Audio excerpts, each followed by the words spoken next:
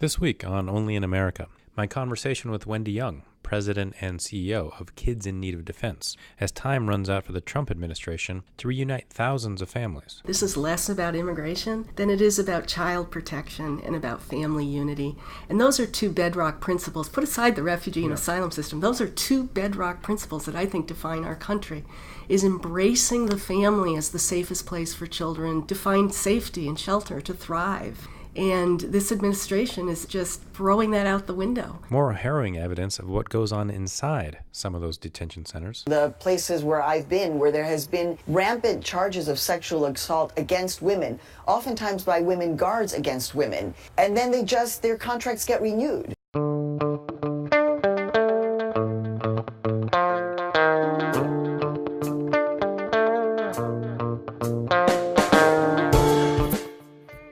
And the immigration fallout from the World Cup, when being German isn't being German. I'm a German when we win, but I'm an immigrant when we lose. From the National Immigration Forum, I'm Ali Nirani with Only in America.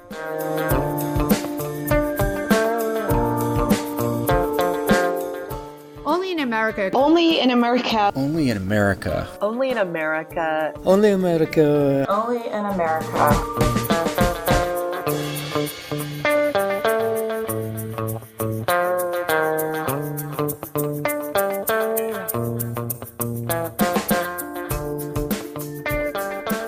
The Trump administration is still trying to comply with a court order to reunite thousands of children with their parents by a July 26 deadline. But as Reuters reported this week, hundreds of the parents have already been deported back to Central America, making the task even more chaotic. Now remember, thousands of families face this situation only because President Trump decided to take kids from their parents at the U.S.-Mexico border. Wendy Young is in the thick of the battle as the president of the nonprofit organization KIND, or Kids in Need of Defense. She came to KIND after distinguished roles in immigration policy, serving with Senator Edward Kennedy and with the United Nations High Commissioner for Refugees. Before we get to the conversation, I feel like I need to apologize to you, my faithful listener, because I am president of the Wendy Young fan club, and therefore, I do have a conflict of interest, which means I probably should have had someone else do this interview, but I think Wendy and the good people at KIND do such incredibly important work here in the States and around the world that I just had to do this interview. Please, don't hold it against me. But Wendy believes we should view the plight of families fleeing violence as child first, immigrant second. We began our conversation talking about the escalation of the unaccompanied minor crisis from Central America way back in 2014. It all broke loose, and the violence had increased dramatically, and families started to make that extremely difficult choice to send their children out alone in the world because they thought that was the only way to protect their lives.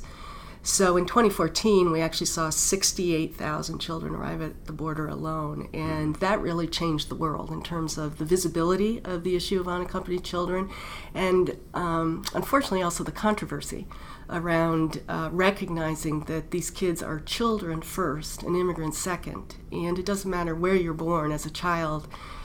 Expecting a young person to go through very complex immigration proceedings without assistance is just unrealistic. And I remember in 2014 when the Obama administration tried to grapple with this. I mean, I thought that their initial take on it was wrong. I mean, Yeah. Unfortunately, that's exactly right. And I think it was a matter of very difficult timing for the administration in that was the year they were also trying to get over the finish line on the DREAM Act, which of course we all support, providing status to kids who've lived here for many years and came as young people through no choice of their own.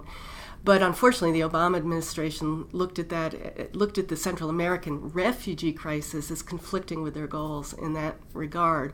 So their first response was very law enforcement oriented. Right. Over time, however, I would say with that administration, we were able to dialogue. And I think there was gradually a recognition that this truly was a refugee flow. This wasn't another form of irregular migration. Right, because I mean, the president refused to even kind of talk about this as a refugee issue. They talked about it as, undocumented immigration, and that they didn't want these kids to have to take this trip, but they were taking it. Yeah, that's exactly right. I remember several times meeting with the administration, and the line was, the trip is the most dangerous part of this for kids, so we need to make sure they stay home. Right. Well, that didn't acknowledge that, in fact, the violence is so extreme in Central America that staying home is not an option, and the governments are unable, they're too weak, they're too corrupt to control that violence. We work with a lot of kids who've experienced gang rape, particularly girls. There's been a huge surge in girls coming through this movement. Kids who've witnessed family members or friends murdered, kids who've been abducted by the gangs and held for ransom. I mean, this is an extreme violence that any family would try to rescue their child from if they had to. So then let's jump from 2014 to 2018, and it feels deja vu all over again, but much, much worse. So paint the picture of what's happening in the Northern Triangle. Why are we seeing this spike in travel from children? What's the situation? Sure. Well, first, the only way we're really going to be able to address this crisis is a long-term solution, which is addressing the root causes of the violence to begin with. We need to invest in Central America. These are small countries, and we need to strategically deploy our foreign assistance so that we can rebuild the rule of law, judicial systems, education, child welfare systems, so that people have a viable option to remain home, which most of them would prefer to do if they had that chance to do so. But under the current administration, under the Trump administration, we have seen law enforcement policies on steroids. Most recently, the administration made the decision to separate parents from their children, regardless of how young that child is, at the border right after arrival. And by doing so, they redesignate the child as being unaccompanied as opposed to accompanied. This has created havoc in our immigration system because the child's case is now on a separate track from that of the parent. And then, of course, over that is, more than anything, the just tremendous level of trauma and fear and confusion that is causing both the parent and the child. So the numbers are originally, I think, somewhere around 3,000, and literally this week, the government is faced with this deadline to reunify families. What's the process that the HHS and DHS have in place to reunify families, and what's your sense of their likelihood of success? Well, first, the most important thing to know is that there was no process to begin with. Other than to kidnap the kids. Yes, exactly. And so that was not a priority. The priority was to punish families who arrive here and deter others from fleeing Central America. So because of the litigation that was brought by the ACLU and the court injunction that was issued as a result of that, now the administration is being forced to reunify these kids with their families. So they literally started making it up as they went. There was no process in place, and it's been chaotic and confusing. So the first effort was focused on reunifying children who were age 4 or under with their parents. To bring that about, what the administration did was transport the parents to the vicinity of the detention centers in which the children were held, and then facilitated the reunification near that facility. It did not go particularly well. The NGO community literally had to step in where the government had failed and try to bring these reunifications about in a way that was humane and efficient, and ensured that families were able to get to whatever their ultimate destination was. At the end of the day, in that first tranche of children, they only reunified slightly over 50% of the kids, and they painted the rest of the parents who they did not release to as being unfit parents. Many of them have actually been deported since then, and the child left behind in the United States. Now we're in the second stage, where they're reunifying parents with kids who are 5 years old or up. And I just have to pause here. Sometimes I need to remind myself, a 5-year-old is that much more sophisticated than a 4-year-old? Right. But regardless, what they're doing in this case is transporting the child to where the parent is detained. And the parents are detained in 8 adult detention facilities, largely along the border. And so far, it's not going particularly well at all. KIND has staff in the Port Isabel Detention Center in South Texas currently, a team of lawyers who are trying to advise the parents about the legal process that they're in. And they are describing that even further trauma is being caused actually by the reunifications. because they've transported the children to the Port Isabel Center. They're detaining them in some part of the facility that nobody can access. They're detaining the children, or the children with their parents? Yes. They're detaining children in an adult facility for what we hear is several hours or perhaps an overnight period of time. Mm-hmm. The parents who are to be reunified have been moved to a separate wing of the facility and being provided very little or no information about when this reunification is actually going to come about. And do the parents know that their child is somewhere in the facility? They are hearing rumors. There's a lot of rumors going on. They are being told that the reunification is imminent, but then they're left waiting. So you can imagine kind of the feeling of frankly, torture this brings about. And these are families who've been separated for weeks, or in some cases even months now, haven't seen each other. So then what they're doing is actually bringing the reunification about outside the facility. So they're actually relocating the child, relocating the parent to someplace nearby and reunifying at that point. A big question remains, however, for the parents who've already been issued what's known as a removal order. In other words, they failed the initial screening process to prove a refugee claim, and they're now subject to deportation. So our fear is that they will bring the child back to the parent only to deport both of them. And then there's also, so you have some parents who have removal orders, but then you also read news accounts where parents have, in essence, signed paperwork that have said, okay, the takeaway is that in order to get my child back, I will voluntarily leave the country. Unpack that a little bit, because just, we're kind of getting to this place where this stuff gets really, really complicated. Well, it's important to remember, first and foremost, that these families came to the United States in search of protection from the violence in Central America.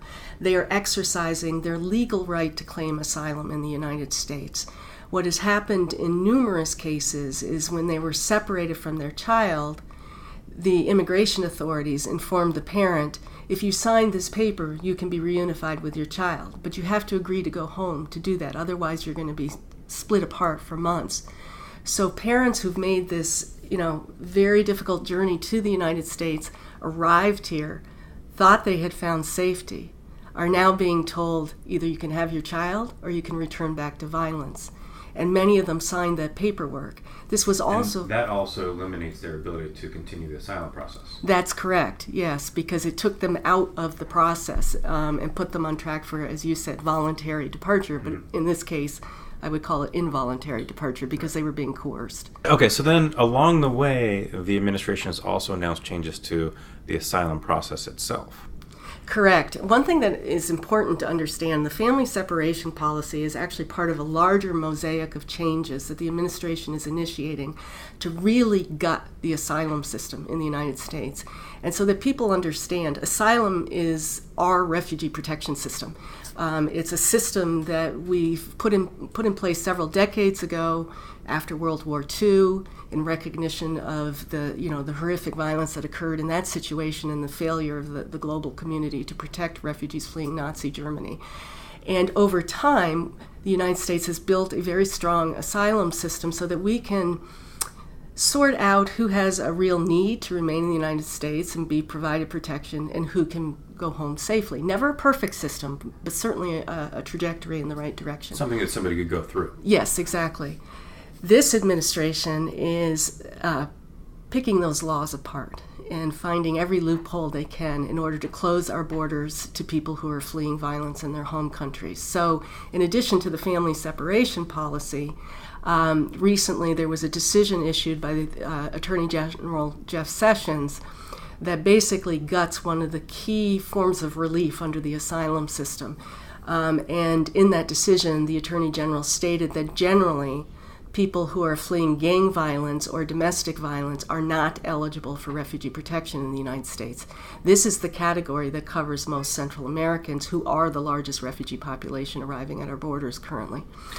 Keep on. We also understand that there's potentially another draft policy that they may put forward that would continue to gut the asylum system. So, for example, if an individual takes more than 2 weeks to transit through another country to reach the U.S. border, they will have been deemed to basically be firmly resettled in that transit country. So in the case of Central Americans, where they typically take the journey across Mexico and it takes several weeks, they would have to go back to Mexico in order to seek asylum there and would be deemed automatically ineligible for asylum in the United States. And does that also play into the safe third country? Yes. And more, the administration is pushing to designate Mexico as a safe third country. That's right? correct. Right. Currently, the only country the United States has a safe third country agreement with is Canada. Right. Makes sense with Canada. Yes. It's never been perfectly implemented, even in the case of Canada, but certainly Canada has a very sound refugee system of its own and actually a higher grant rate than the United States does. Mexico, by anyone's definition, cannot be qualified right now as a safe third country. The grant rate for asylum in Mexico currently is less than 1%. Wow. The infrastructure to adjudicate cases in Mexico is very, very weak. They have very few asylum officers to do this work, and the conditions inside Mexican detention centers are quite harsh. So let's kind of think ahead. 2 weeks, 4 weeks, 6 weeks, 6 months. What does the future look like for these children and families from your perspective? Well, right now we're definitely still in a triage mode where we are trying to piece together both social services for families as well as legal services for families so that they can continue to pursue asylum here in a humane and efficient way. We're also very concerned about the parents who've been deported, so we're trying to track those parents to inform them of their rights and to, frankly, reestablish communication with the child who's left behind in the United States. In the medium to long term, I think we're in the fight of our lives for the asylum system writ large. Mm-hmm. It feels right now like every day there's a new attack on laws and principles that have been in place in our country for decades. And what's taken decades to build, it's taking this administration about 3 months to destroy. And you use a term that I think is really important, protection. Because asylum is, it's a legal process. It's, you end up in this conversation about, what are the rules? When we're talking about protection, then we're actually talking about children and families who are fleeing broken countries. So the question here is, what should we be doing to make the case that, as the U.S., we have a role to protect? That's absolutely right. This really, at the end of the day, this is less about immigration than it is about child protection and about family unity. And those are two bedrock principles. Put aside the refugee and asylum system. Those are two bedrock principles that I think define our country, is embracing the family as the safest place for children to find safety and shelter, to thrive, mm-hmm. To become contributing adults. And this administration is just throwing that out the window. And I think these are principles that it doesn't matter if you're born in the United States or you're born in another country. This is something that brings us together as people on a global level. As you know, we try to do a lot of our work with conservatives and moderates across the country. And I've been kind of led to believe that, let's say you're a voter in Kansas, and you're watching Fox News, and you see whether it's the child in the caravan coming from Central America or the family in the raft in the Mediterranean. Your assumption is that family is going to be your next door neighbor next week. So it triggers just this amount of fear. And so how do we help people kind of work through that fear? How do we help people understand whether it's a family fleeing war in Syria or gang violence in El Salvador? It's part of being a human being to make sure that these families are protected. I think that's absolutely right. And I think most people share those core values mm-hmm. of ensuring that children are safe and that they have hope for the future. And I think we need to hold on to that and remember that. I also think it's important that immigration and refugee issues are looked in the broader context of issues that all Americans are facing. The need to rebuild our education systems, the need to ensure that people have the opportunity to have jobs that they and their families can thrive on. And I don't think that immigrants and refugees should be viewed as competition for that. I think they should be viewed as part of the solution. Yep. And I think we need to reach across whatever barriers we feel, find our commonalities, and solve the problems together. So in this, I've got a few more questions for you, because you all also do work in Europe. And you've seen kind of how this debate is playing out in Europe. What are the similarities and the differences? Well, one similarity, I think, is that there are some who are in, key political leadership roles who are stirring up kind of this populism and this us versus them environment. And it's a way of deflecting attention to domestic problems that need to be solved in our countries. So it's easy to pick on the immigrant and blame the immigrant for, all sorts of social ills. So I feel that very, very strongly, both in Europe and in the United States. I think there's also just a real need to look at particularly the asylum system in the context of modern reality. You see that it's easier for people to travel in some ways than it used to be. So refugees and asylum seekers are arriving at the borders of Europe, they're arriving in the United States. Well, that doesn't mean that we don't still have an obligation to protect them. Right. What gives you hope? What gives me hope is the amazing outpouring of support that we've gotten during this family separation crisis. It has been amazing. Yeah. I go into my office and my staff has been putting out for everybody to read these postcards, cards, letters that we get from people from all walks of life, from all parts of the United States, saying, we love what you do and stick up for these kids, you're doing the right thing. And that, I think this family separation crisis has crossed a line for a lot of people. Yeah, I think so too. And then last question. Name of the podcast is Only in America. So last request of you is to finish this sentence. Only in America, ... Only in America could a girl from a small mountain town who grew up on a farm do what I do in Washington, D.C. Wendy, thank you so much. Really, really appreciate it. Thank you.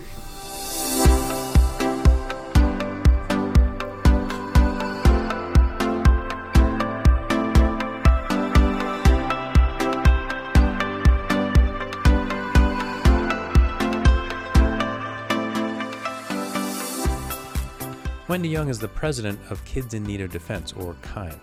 For more information about Wendy, visit our website, immigrationforum.org. And while you're there, if you haven't already, subscribe to Only in America on your favorite podcast platform. Support for the National Immigration Forum comes from the James Irvine Foundation, expanding opportunity for the people of California, and from the Carnegie Corporation of New York, established in 1911 by Andrew Carnegie to promote the advancement and diffusion of knowledge and understanding.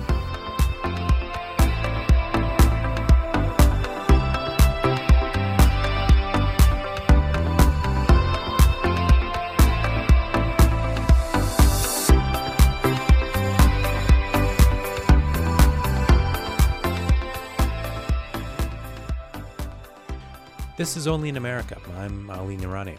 Earlier this week, Wendy Young was one of several dozen immigration specialists, former diplomats, and aid groups who signed a letter urging Secretary of State Mike Pompeo not to eliminate a key refugee agency. The Trump administration has floated the idea of closing the Bureau of Population, Refugees, and Migration, in essence reducing America's impact on refugee policies around the world. It would be ironic, the group wrote, as this is one of the bureaus at state that has enjoyed strong bipartisan support over many years. Meanwhile, after the New York Times highlighted the scale of sexual assaults inside immigration detention centers, more and more people are learning about life as a detainee. Journalist Maria Hinojosa of NPR's Latino USA has many years' experience covering detention centers. She told MSNBC that the problem goes way back before the Trump administration took office. An inconvenient truth for many Democrats. It was in the lead up under the George W. Bush administration and then kind of went on steroids under the Obama administration. The abuse has been there. The abuse continues to be there. These detention facilities continue to get fabulous audits from the people who are coming in to see whether or not they're being professional. So the places where I've been, where there has been rampant charges of sexual assault against women, oftentimes by women guards against women, and then their contracts get renewed. So there is, I guess for me, when I think about this, I'm like, my God, we've been talking about sexual assault. We've been talking about the fact that children are put into perreras, cages. They're put into places that are called hieleras, ice boxes, that we know that women have been sexually assaulted, that men have been taken out back and beaten, that children are put to work and told not to cry. This has been happening for the longest time. The difference now is that because of these policies, people finally are paying attention. But it's not just about these 2,000 kids, it's about the tens of thousands of families that have been ripped apart.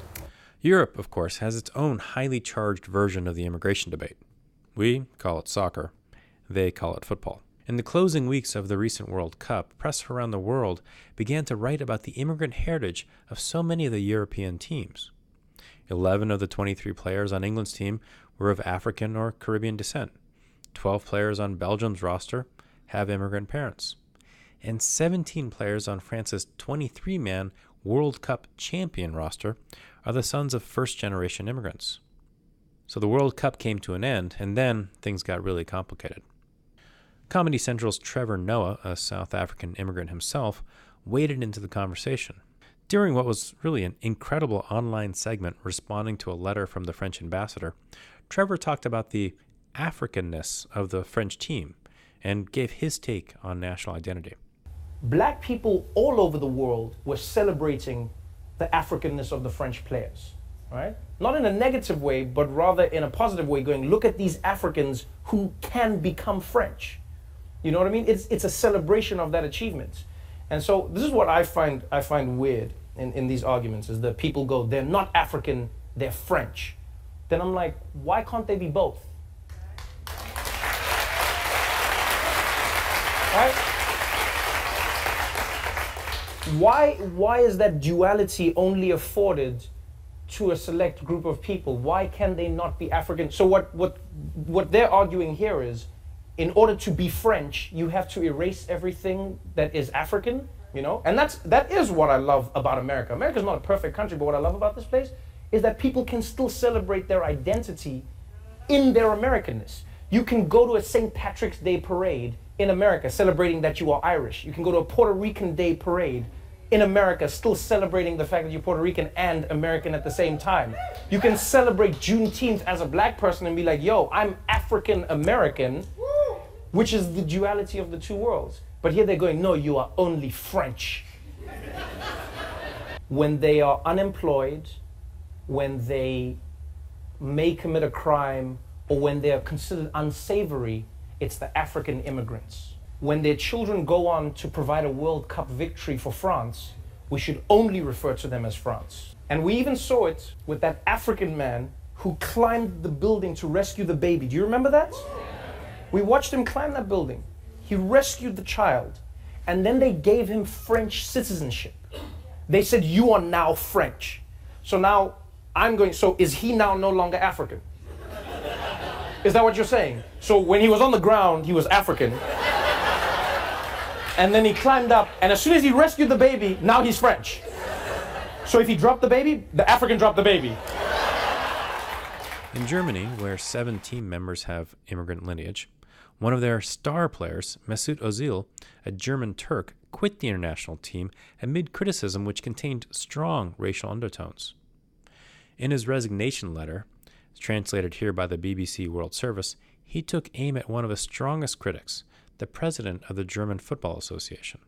In the eyes of Grindel and his supporters, I'm a German when we win, but I'm an immigrant when we lose. This is because despite paying taxes in Germany, donating facilities to German schools, and winning the World Cup with Germany in 2014, I'm still not accepted into society. I'm treated as being different.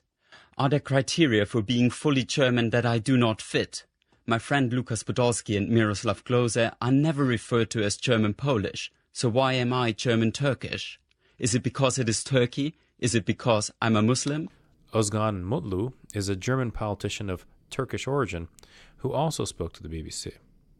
Resigning from the national team is a win for all the racists and all the right-wing commentators in Germany. It's a huge backslash in our integration policies. You know, in Germany, we are talking about success or unsuccessful integration of the so-called German Turks. And Mesut Özil was one of our role models. He decided to play for the German national team, not for the Turkish national team. So you can be a champion, you can be a world champion, you can do everything like he said.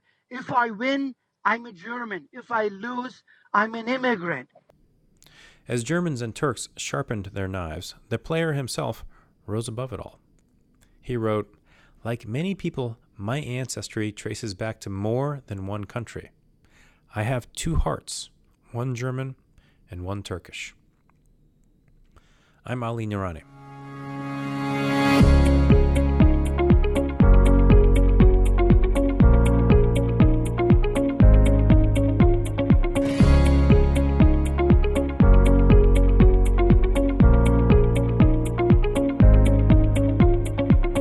Only in America is produced by Emily Chow and Regina Medina. The executive producer is Kathleen Farrell. Join us again next week for Only in America.